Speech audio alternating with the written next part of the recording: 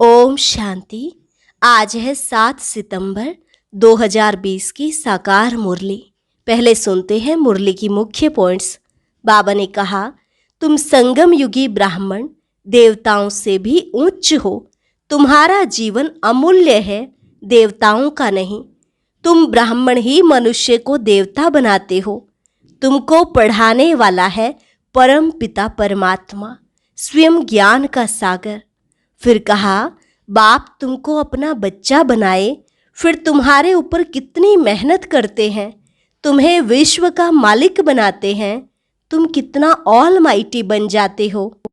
तो ऐसे बाप का कितना रिगार्ड होना चाहिए।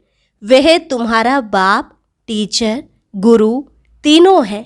बाप के पास आकर ब्राह्मण बनकर फिर भी कल शूद्र बन पड़ते हैं। क्रिमिनल आई भी धोखा देती है, सिविल आई बनने में ही मेहनत लगती है। सर्विसेबल बच्चों को सर्विस का बहुत शौक होना चाहिए।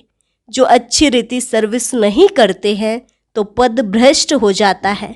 सर्विस नहीं करते गोया आप ही अपने को शूट करते हैं। पद भ्रष्ट हो जाता है, अपनी तकदीर को शूट कर देते हैं। अच्छी रीति पढ़ें, योग में रहें तो अच्छा पद मिले। अपने पर रहम करना होता है, अपने पर करें तो दूसरे पर भी करें।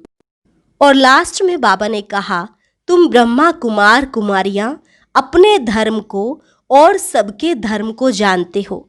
तुमको तरस पढ़ना चाहिए, सभी को चक्र का राज समझाना चाहिए। समझाने वाला भी होशियार चाहिए। अब सुनते हैं महावाक्यों को विस्तार से। मुरली का सार।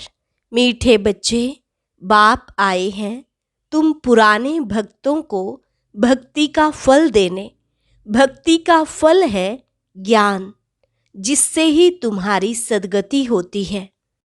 प्रश्न, कई बच्चे चलते चलते तकदीर को आपे ही शूट करते हैं, कैसे? उत्तर, अगर बाप का बनकर सर्विस नहीं करते, अपने पर और दूसरों पर रहम नहीं करते, तो वह अपनी तकदीर को शूट करते हैं, अर्थात पद भ्रष्ट हो जाता है। अच्छी रीति पढ़ें, योग में रहें तो पद भी अच्छा मिले। सर्विसेबल बच्चों को तो सर्विस का बहुत शौक होना चाहिए। गीत, कौन आया सवेरे सवेरे। ओम शांति। रूहानी बच्चे समझते हैं हम आत्मा है, ना कि शरीर, और यह ज्ञान अभी ही मिलता है परम पिता परमात्मा से।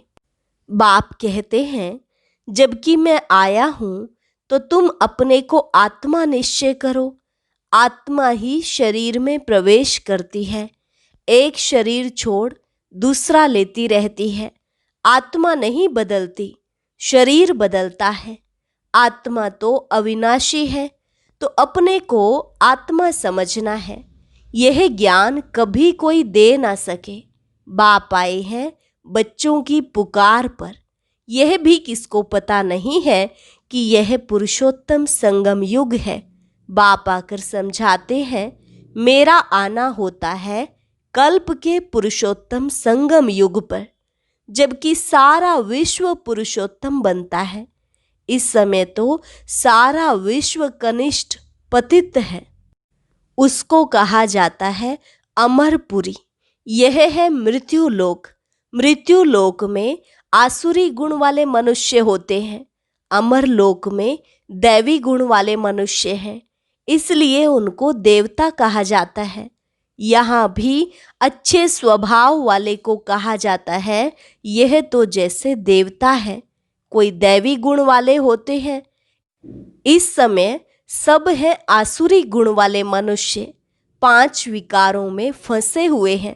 तब गाते हैं, इस दुख से आकर लिबरेट करो। कोई एक सीता को नहीं छुड़ाया। बाबा ने समझाया है, भक्ति को सीता कहा जाता, भगवान को राम कहा जाता, जो भक्तों को फल देने आता है। इस बेहद के रावण राज्य में सारी दुनिया फंसी हुई है। उन्हों को लिबरेट कर राम राज्य में ले जाते हैं। रघुपति राघव राजा राम की बात नहीं, वह तो त्रेता के राजा थे। अभी तो सभी आत्माएं तमो प्रधान जड़जड़ी भूत अवस्था में है।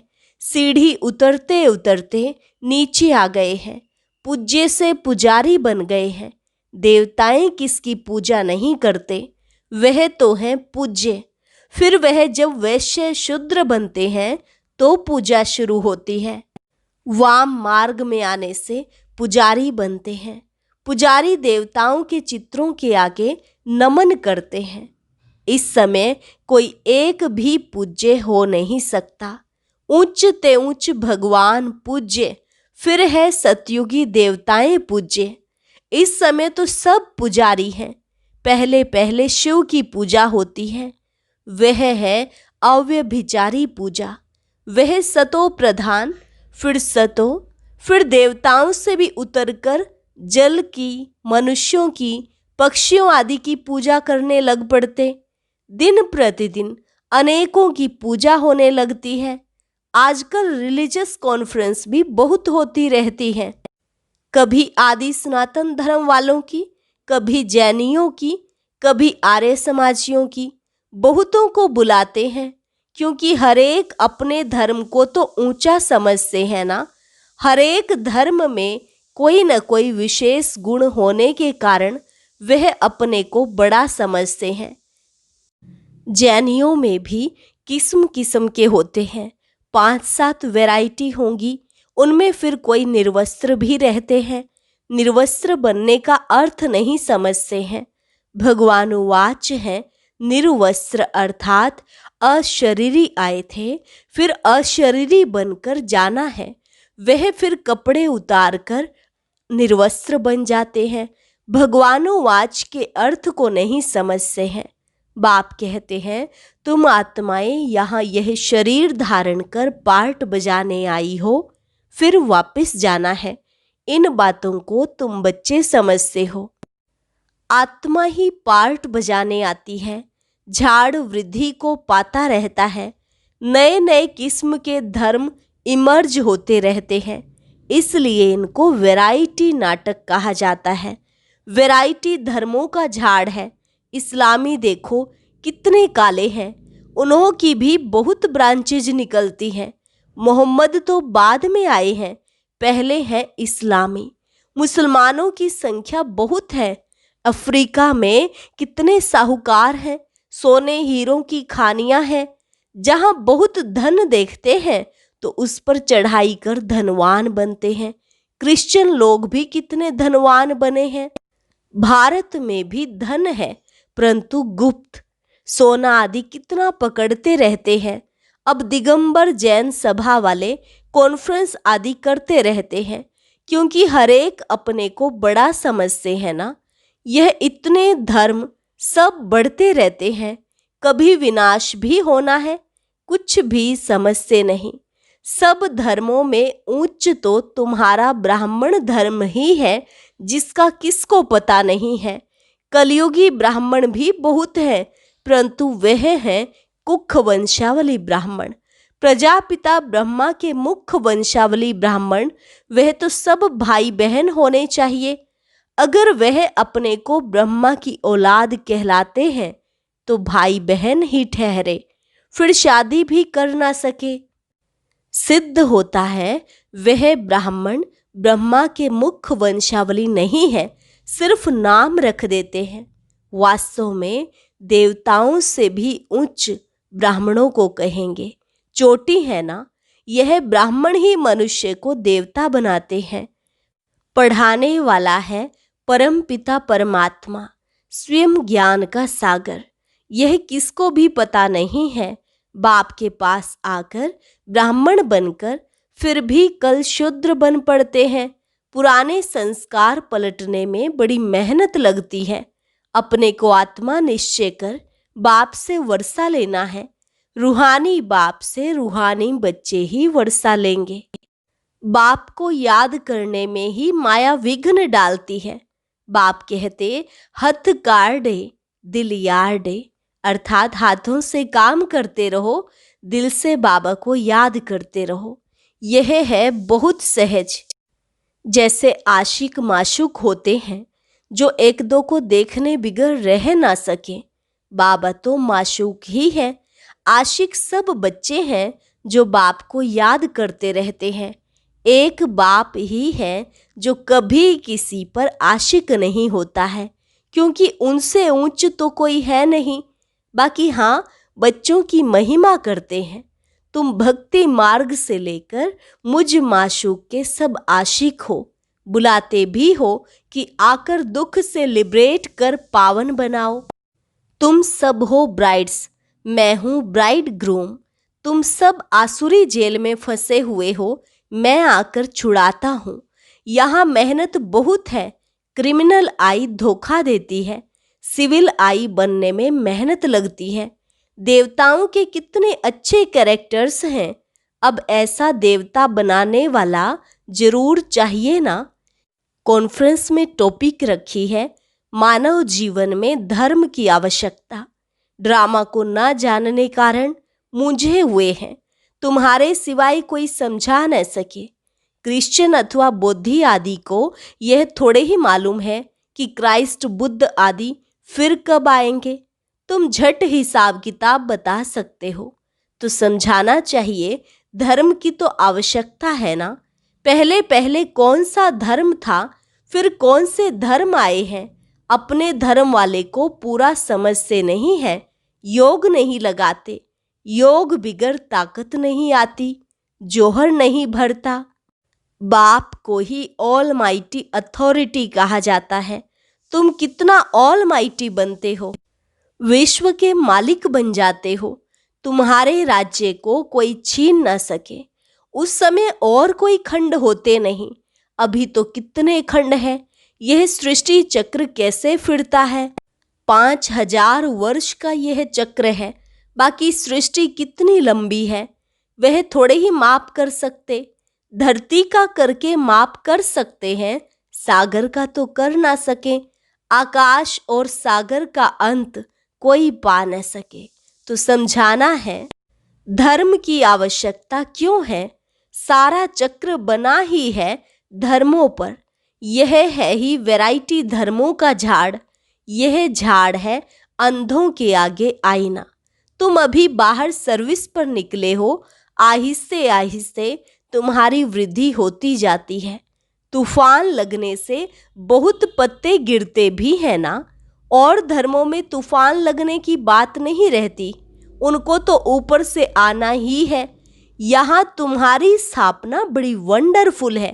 पहले पहले वाले भगत जो हैं, उनको ही आकर भगवान को फल देना है, अपने घर ले जाने का।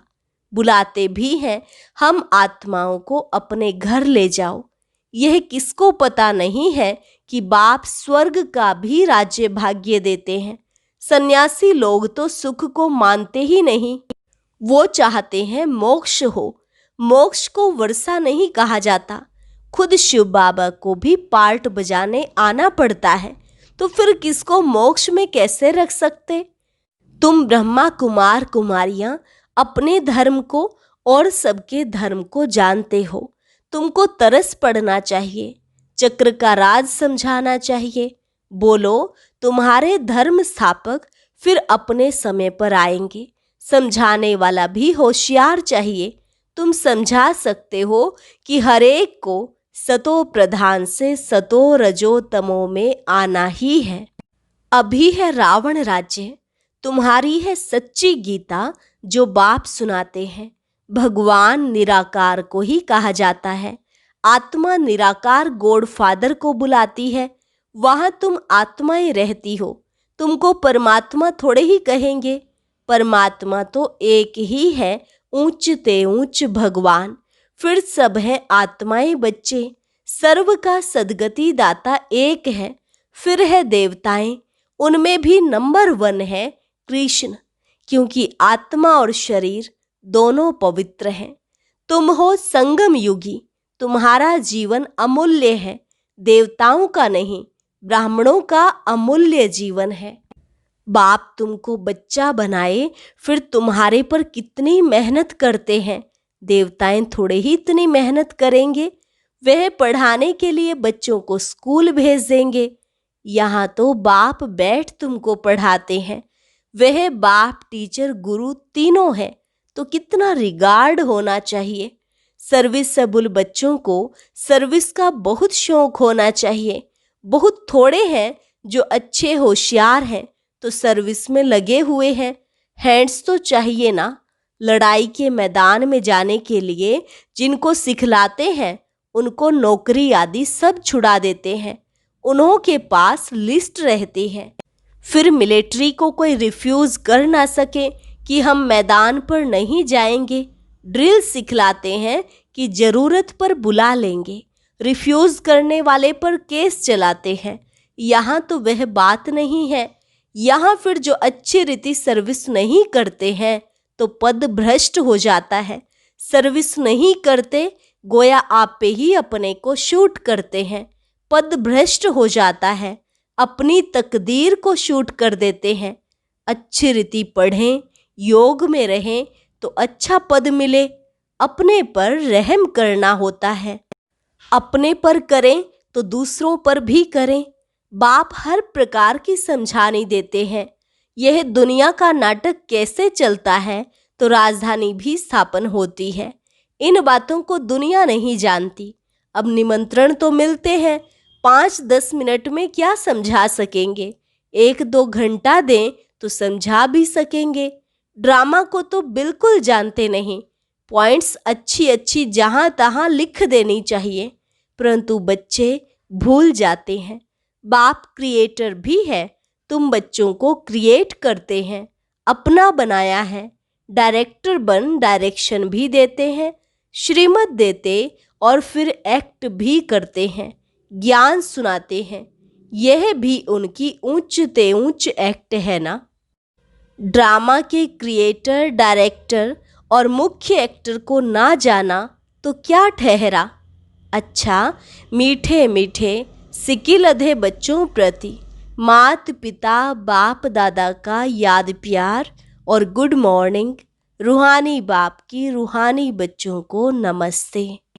रूहानी बच्चों की रूहानी बाप दादा को नमस्ते नमस्ते, गुड मॉर्निंग। धारणा के लिए मुख्य सार। पहली पॉइंट, इस अमूल्य जीवन में पढ़ाने वाले टीचर का बहुत बहुत रिगार्ड रखना है। पढ़ाई में अच्छा होशियार बन सर्विस में लगना है। अपने ऊपर आपे ही रहम करना है। दूसरी पॉइंट, अपने आप को सुधारने के लिए सिविलाइज्ड बनना है। अपने कैरेक्टर सुधारने हैं। मनुष्य को देवता बनाने की सेवा करनी है। वरदान, संकल्प और बोल के विस्तार को सार में लाने वाले अंतर्मुखी भाव। संकल्प और बोल के विस्तार को सार में लाने वाले अंतर्मुखी भाव। व्यर्थ संकल्पों के विस्तार को समेटकर सार रूप में स्थित होना तथा मुख के आवाज के व्यर्थ को समेटकर समर्थ अर्थात सार रूप में ले आना, यही है अंतर्मुखता। ऐसे अंतर्मुखी बच्चे ही साइलेंस की शक्ति द्वारा भटकती हुई आत्माओं को सही ठिकाना दिखा सकते हैं। यह साइलेंस की शक्ति अनेक रूहानी रंगत दिखाती है। साइलेंस की शक्ति से हर आत्मा के मन का आवाज इतना समीप सुनाई देता है जैसे कोई सम्मुख बोल रहा है। स्लोगन, स्वभाव, संस्कार, संबंध, संपर्क में लाइट रहना अर्थात फरिश्ता बनना। स्वभाव, संस्कार, संबंध, संपर्क में लाइट रहना अर्थात फरिश्ता बनना। अच्छा, ओम शांति।